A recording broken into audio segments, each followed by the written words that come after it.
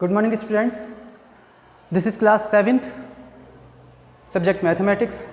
इससे पहले हमने प्रीवियस क्लास में रेशनल नंबर चैप्टर नंबर 4 है आपकी बुक में स्टार्ट किया था, जिसमें मैंने आपको इसके बेसिक्स के बारे में बताया था, सारे फंडामेंटल्स क्लियर कर दिए थे और इसके बाद में हम स्टार्ट कर चुके थे एक्सरसाइज 4A। उसी सीक्वेंस में कंटिन्यू करता हूँ। इससे पहले क्वेश्चन नंबर 14 तक आई थिंक मैं क्लास पर with some questions as a homework मैं डील कर चुका था आपके साथ। अब आगे बढ़ते हैं, क्वेश्चन नंबर 16 करता हूं मैं आज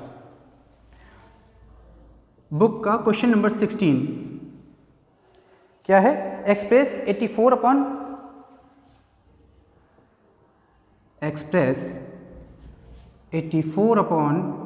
-147 as a rational number with denominator as a rational number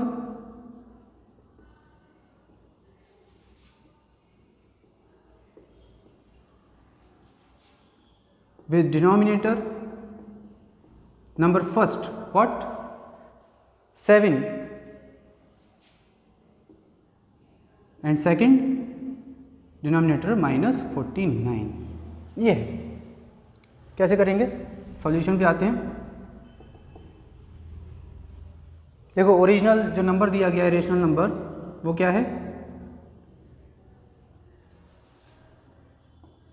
84/-147,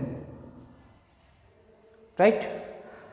यहाँ से हमें जो रेशनल नंबर आउटपुट में चाहिए उसका डिनोमिनेटर कितना है? 7।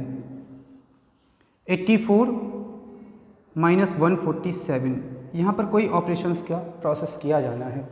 डिसाइड कैसे करेंगे? डिसाइडिंग फैक्टर चाहिए। अब -147 से हमें 7 बनाना है। पहली चीज़, माइनस साइन से पॉजिटिव साइन चाहिए, नेगेटिव से पॉजिटिव जाना है। तो इसका मतलब जो भी नंबर हम प्रोसेस करेंगे, मल्टीप्लिकेशन हो या डिवीज़न, उसका साइन नेगेटिव होगा। ये तो क्लियर हो गया। चलिए अब बात करते हैं किस नंबर से हम इसे डिवाइड करें। देखो, मैं डिवाइड इसलिए बोल रहा हूँ क्योंकि ये नंबर बड़ा है और यहाँ से हम छोटे नंबर की तरफ स्विच कर रहे हैं। तो इसका मतलब जाहिर सी बात है यहाँ पर 147 को किसी न किसी नंबर से डिवाइड किया गया होगा। किस नंबर से डिवाइड किया गया होगा? जो डिवाइड किया गया है, पहली बात मैंने पहले बताया, निगेटिव से पॉजिटिव अगर पहुँचना है तो एक निगेटिव साइन का कोई नंबर होगा जिससे हमने इसे डिवाइड किया होगा। अब बात आती है डिसाइडिंग फैक्टर, वो नंबर है क्या? अगर वर्बल कैलकुलेशन से आप कर पा रहे हो तो बहुत अच्छी बात है। 21 से इसे डिवाइड किया गया है। 21 से 147 को डिवाइड करो, 7 आ जाएगा। माइनस से माइनस बैलेंस हो चुका है पहले ही। अब न्यूमरेटर में देखो, 21 से 84 को डिवीजन दो, कितना आएगा? 4। ये पॉजिटिव है, ये नेगेटिव है, तो रिजल्टेंट कैसा आएगा? -4। अब एक क्वेश्चन माइंड में जरूर आ रहा होगा कि भाई ये तो वर्बल कैलकुलेशन से तो सर ने कर दिया, अब हम तो स्टूडेंट्स हैं, हम कैसे करें? अगर तुम ये डिसाइडिंग फैक्टर ना निकाल पाओ, उस केस में तुम क्या करोगे, ये मैं समझा रहा हूँ। ये देखिए, ये जो नंबर है जो आउटपुट में हमें चाहिए डिनोमिनेटर, इसे 7 से डिवाइड करके देख लो।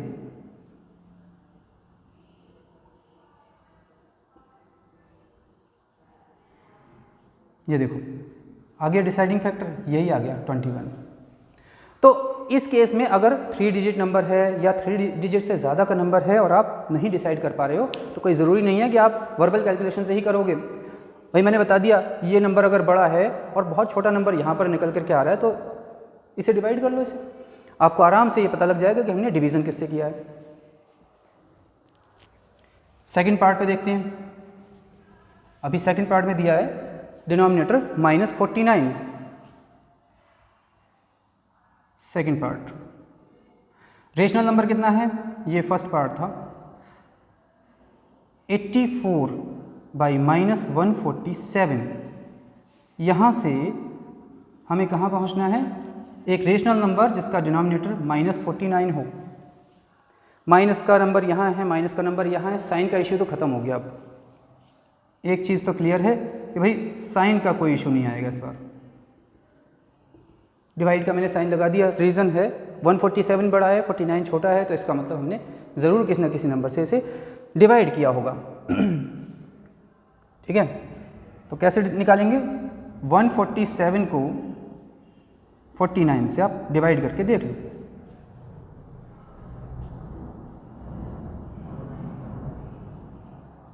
थ्री टाइम्स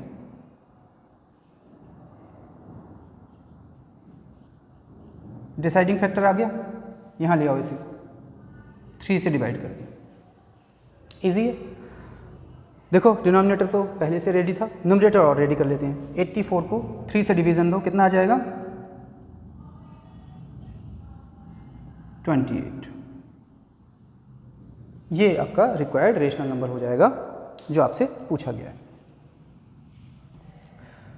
तो इस तरीके से हमने इससे पहले वाले क्वेश्चंस में भी डील करा, यहाँ तक भी डील किया। भाई मल्टीप्लाई करके नंबर की वैल्यू बढ़ाई जा रही थी, यहाँ डिवाइड करके नंबर की वैल्यू कम भी की जा रही है। डिनोमिनेटर में चेंजेस दिए जाते हैं, न्यूमरेटर में चेंजेस दिए जाते हैं, और हमें डिफरेंट रेशनल नंबर्स जो रिक्वायर्ड हैं वो मिलते जाते हैं। ये क्वेश्चन कॉपी कर लेना वीडियो पॉज करके, ये फेयर वर्क के लिए है। जितना होमवर्क का मैं क्वेश्चन आपको नोट डाउन करने के लिए दे रहा हूँ, वो आप होमवर्क की एक सेपरेट कॉपी बनाओगे और उसमें जो फेयर वाले क्वेश्चंस मैं यहाँ सॉल्व करवा रहा हूँ उन्हें देखना है, समझना है और उनकी हेल्प से आपको सॉल्व करते चले जाना है। नेक्स्ट आगे बढ़ते हैं, क्वेश्चन नंबर 17 पे आते हैं। क्वेश्चन नंबर 17 क्या है? इस क्वेश्चन में कहा गया है right each of the following rational numbers in standard form.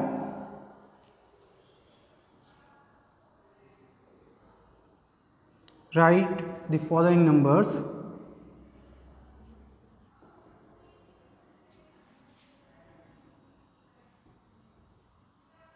in standard form.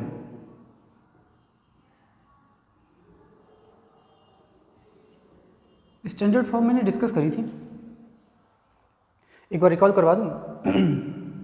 P/Q type का नंबर स्टैंडर्ड फॉर्म में होता है अगर या तो P और Q को प्राइम हो, कहने का मतलब है P और Q में कॉमन फैक्टर केवल 1 हो, 1 के अलावा कोई नहीं हो। इन केस अगर P और Q में कोई कॉमन फैक्टर आपको दिखाई दे जाए तो उसे डिवाइड करोगे। किस नंबर से डिवाइड करेंगे? HCF of P and Q से। ये बहुत कंफ्यूजन रहता है बच्चों को कि डिवाइड बहुत देर में कर पाते हैं, एक एक नंबर सेलेक्ट करते हैं। छोटा नंबर पहले दिखाई दे जाता है, कभी 2 दिखाई दे गया, फिर उसके बाद 3 दिखा, फिर लगता है अभी तो ये भी बचा है, इससे भी कर लो। तो मैं बता रहा हूँ इसमें सीधे सीधे आप क्या करते हैं, वन टाइम में आपका नंबर जो है स्टैंडर्ड फॉर्म में एक्सप्रेस हो जाएगा अगर आप HCF से डिवाइड कर दोगे। ठीक है, तो आपके जो 2 या 3 कंसेक्यूटिव स्टेप्स आप फॉलो करते हो वो आपका टाइम सेव हो जाएगा, डायरेक्ट आपको स्टैंडर्ड फॉर्म मिलेगी। लेकिन अभी भी एक चीज़ बाकी है, क्या कि जो नंबर आएगा इसका डिनोमिनेटर ये कैसा होना चाहिए? पॉजिटिव होना चाहिए। कहने का मतलब अगर डिनोमिनेटर में नेगेटिव साइन लगा हो तो सिंपल सी चीज़ है, उसे उठाओ और न्यूमरेटर पे शिफ्ट कर दो। ये भी कैसे होता है मैथमेटिकल कैलकुलेशन में? डिनोमिनेटर का माइनस अगर हमें हटाना है तो हम डिनोमिनेटर को -1 से मल्टीप्लाई कर लेते हैं और न्यूमरेटर पे भी -1 से मल्टीप्लाई कर लेते हैं। अकॉर्डिंगली आपके पास जो यहाँ डिनोमिनेटर होता है वो उस केस में पॉजिटिव हो जाता है, जो कि स्टैंडर्ड नंबर की डेफिनेशन में ज़रूरी है। तो ये मैंने अभी आपको स्टैंडर्ड फॉर्म की डेफिनेशन क्लियर कर दी यहाँ पर P/Q फॉर्म के नंबर्स की। अब इसकी हेल्प से अगर हम क्वेश्चंस सॉल्व करना शुरू करेंगे मुझे लगता है कि इजीली क्वेश्चन सामने आएगा और सॉल्यूशन आपके माइंड में अपने आप क्लिक करना शुरू कर देगा। देख लेते हैं इसका फर्स्ट पार्ट क्या दिया हुआ है, 35/49। देखो अभी जो मैंने समझाया था अगर वो चीज़ माइंड में है तो क्लियरली आप इसे सॉल्व कर पा रहे होगे अपने माइंड में, अगर थोड़ी सी भी कैलकुलेशन स्ट्रांग है, और नहीं है अगर कोई बात नहीं, हेल्प कर दे रहे हैं। HCF 35 and 49। ओके, अब 35 and 49 का HCF कैलकुलेट कर लो भाई, रफ पेपर खोलो और उसमें कैलकुलेट कर लो। चलिए कर लिया होगा कैलकुलेट, आ गया होगा। कितना आया? 7 आ गया। 7 से डिवाइड कर दो इसे, कितना आ जाएगा? 5/7। डिनोमिनेटर पॉजिटिव है तो ज़्यादा कुछ करना नहीं है, 5/7 आ गया। ये नंबर कैसा है?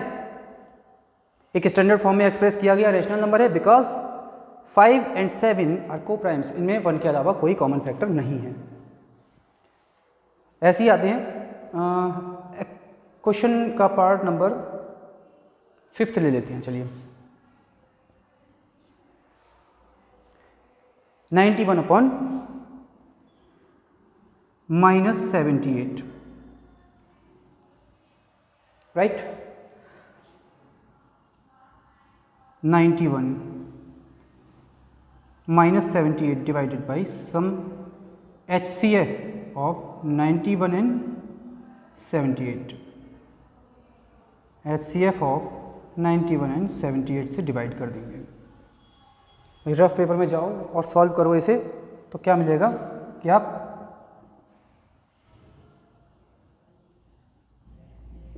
किससे डिवाइड करोगे? हो गया डिसाइड, 13 हो रहा है, 13 से डिवाइड कर दो। ये कितना आ जाएगा? न्यूमरेटर पे 7, डिनोमिनेटर पे -6। बॉक्स कर दें? अभी नहीं करेंगे, क्या कमी है अभी इसमें?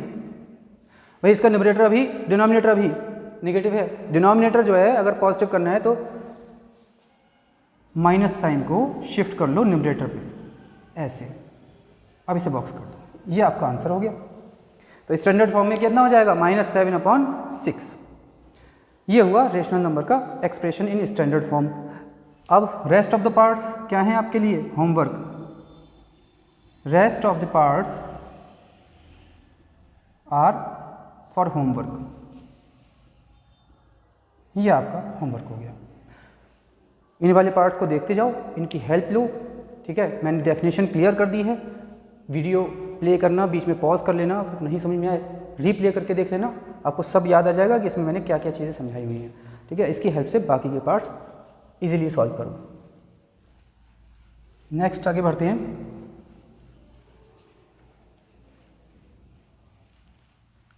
क्वेश्चन नंबर 18 पे आते हैं। यहाँ पर फिल इन द ब्लैंक्स हैं, इसमें कुछ फिल इन द ब्लैंक्स जो हैं इक्विवेलेंट के फॉर्मूले से फिल किए जाएंगे। देखो क्वेश्चन नंबर 18 में आपको फिलअप्स दिए गए हैं, यहाँ आपको फिलअप्स दिए गए हैं।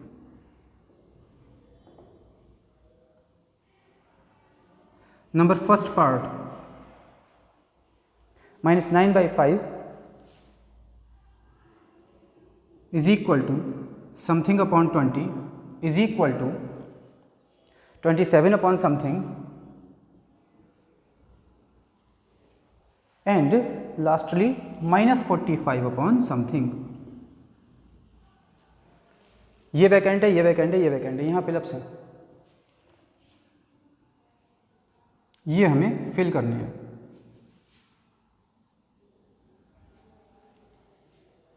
इक्विवेलेंट रेशनल नंबर्स मैंने समझाए थे आपको, याद आ रहा होगा।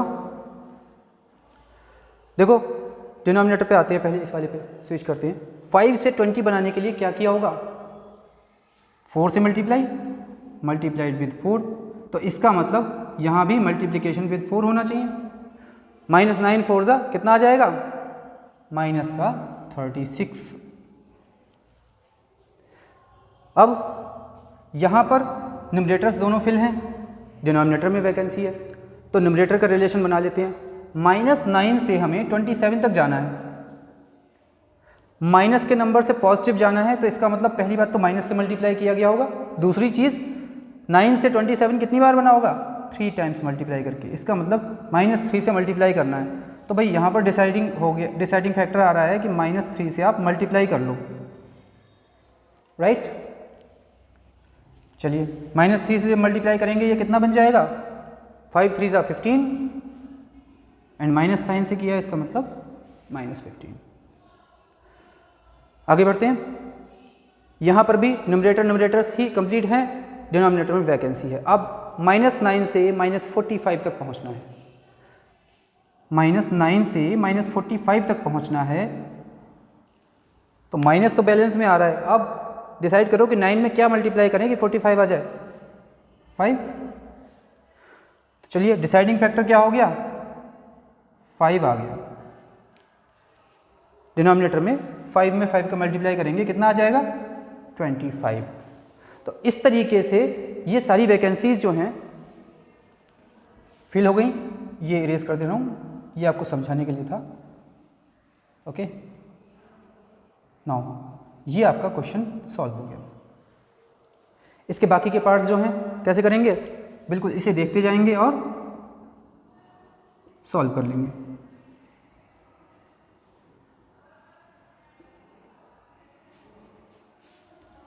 Are for homework.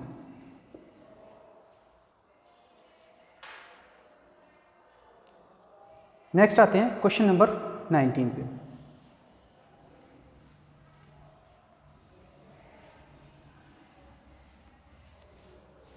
Question number 19 में क्या है,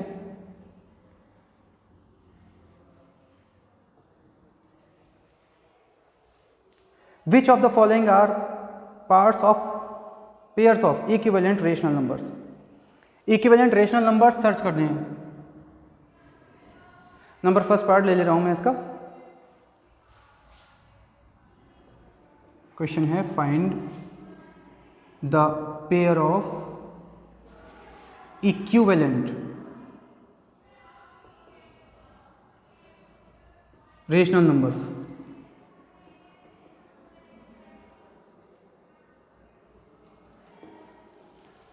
नंबर फर्स्ट पार्ट है -13/7 एंड 39/-21।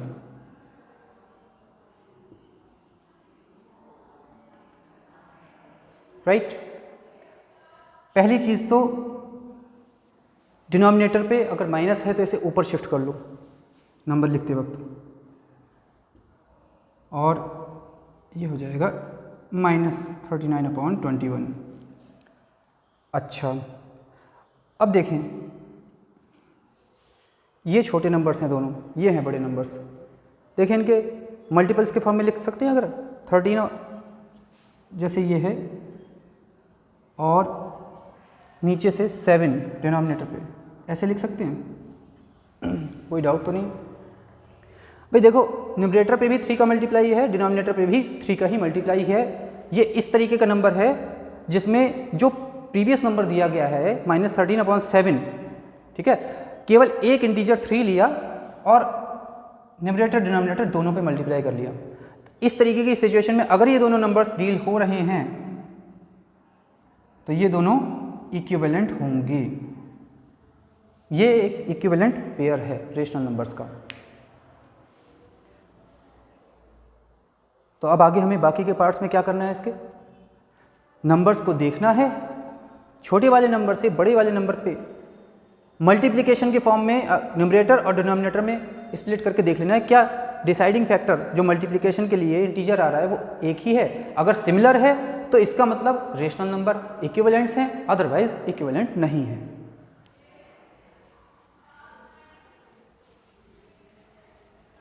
इसके भी रेस्ट ऑफ द पार्ट्स आप होमवर्क में अपने आप कर सकते हो, इसे देखते जाना और समझते जाना। नेक्स्ट हम मूव करते हैं क्वेश्चन नंबर 20 में। जो पार्ट्स यहाँ पे क्लियर कर दिए जा रहे हैं उसे एक बार आप वीडियो पॉज करके दोबारा से भी प्ले करके चाहो तो अपना समझ सकते हो। अगर एक बार में नहीं समझ में आ रहा है तो उसे दोबारा प्ले करके देख लेना, समझ में ज़रूर आ जाएगा। Question number 20, find x such that. यहाँ पर कुछ अननोन वैल्यूज़ दी गई हैं जिन्हें हमें फाइंड आउट करना है, x फॉर्म में दिया गया है। नंबर फर्स्ट है जैसे -1/5 इक्वल्स 8/x। क्या अप्रोच माइंड में आ रही है? भाई कोई और अप्रोच मत लगा लेना, पता चला क्रॉस मल्टीप्लाई से ही डायरेक्ट कर लो, हो जाएगा, नो डाउट ये क्वेश्चन सॉल्व हो जाएगा। बट अभी हम रेशनल नंबर्स में डील कर रहे हैं और इक्विवेलेंट रेशनल नंबर्स भी हमने डील किए हुए हैं, तो बेटर है कि हम उसी अप्रोच को अपने माइंड में रखें, वो ज़्यादा अच्छा रहेगा। और वैसे तो यह है कि हमें आंसर निकालना है तो मेथड वो भी गलत नहीं था जहां हम क्रॉस मल्टीप्लाई करके निकाल सकते थे। बट मैं यहाँ पे अभी जो इक्विवेलेंट रेशनल नंबर की बात चल रही है इसी को लेकर के कंटिन्यू कर रहा हूँ। -1 से 8 तक अगर जाना है तो किससे मल्टीप्लाई किया गया होगा? -8 से। 5 में भी -8 का मल्टीप्लाई कर लें, कितना बन जाएगा?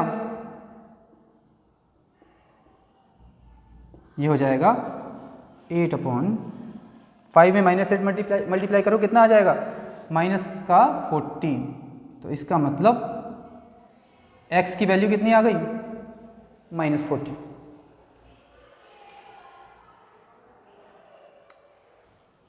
इसके भी रेस्ट ऑफ द पार्ट्स आपके होमवर्क में हैं।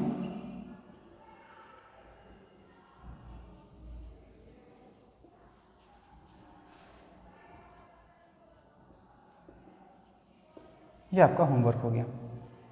ओके, यहाँ तक क्लियर है सब? आगे बढ़ते हैं, क्वेश्चन नंबर 21 पे आते हैं।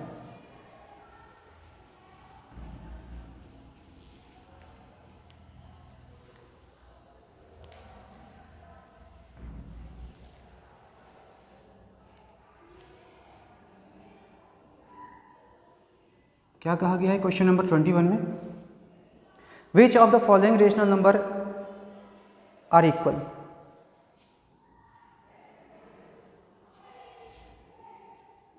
Which of the following rational numbers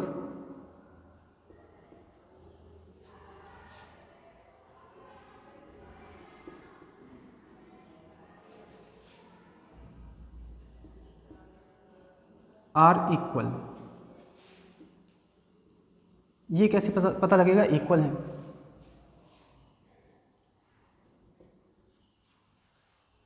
भाई इक्विवेलेंट वाला रिलेशन लगाएंगे। नंबर्स कब इक्वल होंगे? रेशनल नंबर्स जब इक्विवेलेंट होंगे तभी इक्वल होंगे, उनकी वैल्यू इक्वल तभी होगी जब इक्विवेलेंट होंगे। जैसे नंबर फर्स्ट में है, मैं फर्स्ट का सॉल्यूशन दे दे रहा हूँ, डिसाइड कर लेते हैं इक्विवेलेंट है भी या नहीं है। 8/-12 एंड सेकेंड नंबर क्या है? -10/15, -10/15। बेटर ये रहेगा स्टैंडर्ड फॉर्म में एक्सप्रेस करके देख लो। 8 और 12 पहले तो इसे स्टैंडर्ड फॉर्म में ही लिख लो। तो पहली स्टेप पे आते हैं इसके, जहाँ पे डिनोमिनेटर को पॉजिटिव किया जाता है, वो स्टेप फॉलो करेंगे। नेक्स्ट स्टेप पे जाएंगे तो यहाँ पर 8 और 12 का HCF कितना होता है? 4 होता है। 4 से डिवाइड करें तो कितना आ जाएगा? -2, और यहाँ करें तो 3। अच्छा, अब इसमें आ जाओ। 10 और 15 इसका HCF कितना होता है? 5 होता है। जब 5 होता है तो 5 से डिवाइड करेंगे, -2 यहाँ आएगा और 3 आ जाएगा। देखो दोनों इक्वल हैं। क्या डिसीजन निकला? Hence the given numbers are equal. ये दोनों रेशनल नंबर्स कैसे हैं? इक्वल हैं। ऐसे इसके बाकी पार्ट्स आप ट्राई करके देखना, ठीक है।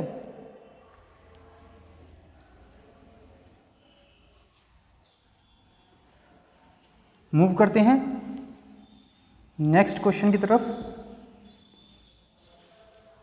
क्या दिया गया है? Question number 22।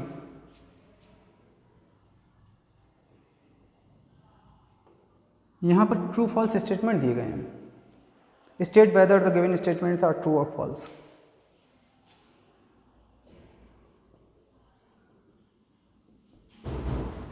ट्रू और false.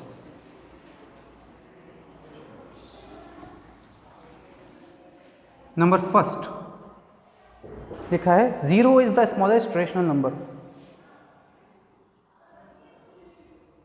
0 is the smallest rational number.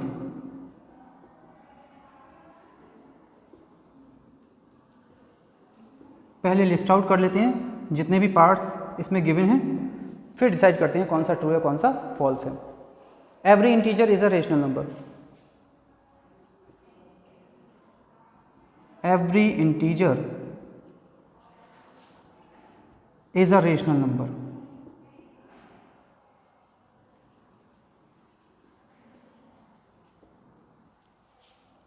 Third, the quotient of two integers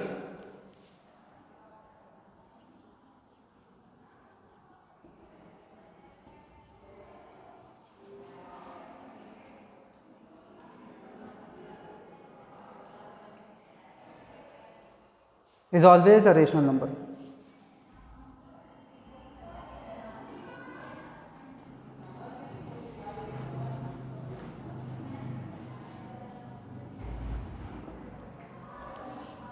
Number 4th, every fraction is a rational number.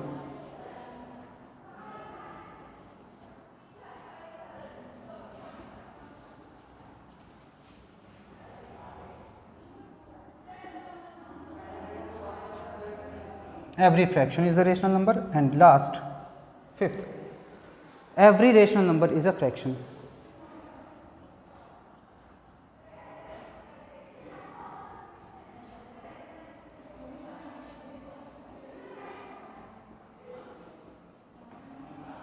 Is a fraction.